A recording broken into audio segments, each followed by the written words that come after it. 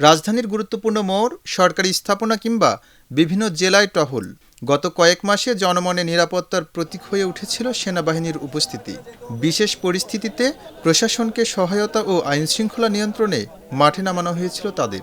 তবে গতকাল অনুষ্ঠিত উচ্চ পর্যায়ের বৈঠকে সিদ্ধান্ত হয় ধাপে ধাপে সেনাবাহিনীকে ব্যারাকে ফিরিয়ে নেওয়া হবে। পর্যায়ক্রমে মাঠ থেকে সেনাবাহিনীকে প্রত্যাহার করার জন্য উদ্যোগ নিচ্ছি, এই কথা সত্য। তবে সেটা আমরা কিভাবে করব সেটা পুলিশ এবং সেনাবাহিনী এবং অন্যান্য সংস্থাগুলো বসে তারা পর্যায়ক্রমে সে ব্যবস্থাটা নেবে। সংশ্লিষ্টরা বলছেন, দেশের সার্বিক পরিস্থিতি এখন আগের তুলনায় অনেকটাই স্থিতিশীল। ফলে বেসামরিক আইনশৃঙ্খলা বাহিনীকেই পূর্ণ দায়িত্ব দেওয়ার প্রস্তুতি নেওয়া হচ্ছে।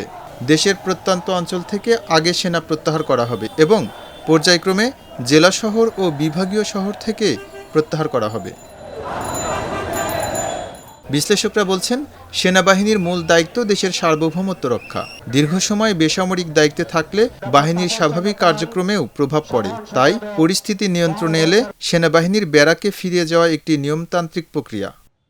তবে নিরাপত্তা বিশ্লেষকদের কেউ কেউ মনে করছেন, মাঠ পর্যায়ে আইনশৃঙ্খলা বাহিনীর সক্ষমতা আরও বাড়ানো জরুরি, যাতে সেনাবাহিনীর সহায়তা ছাড়াই যে কোনো পরিস্থিতি মোকাবেলা করা সম্ভব হয়।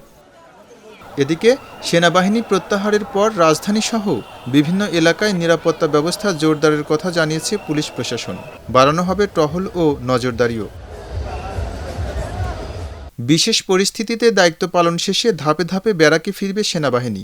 এখন দেখার বিষয়, সেনাবাহিনীর অনুপস্থিতিতে আইনশৃঙ্খলা পরিস্থিতি কতটা স্বাভাবিক ও নিয়ন্ত্রণে রাখতে পারে বেসামরিক বাহিনী। এম রহমান, খবরের কাগজ। খবরের কাগজ, নিখাদ, নির্ভীক, নিরপেক্ষ।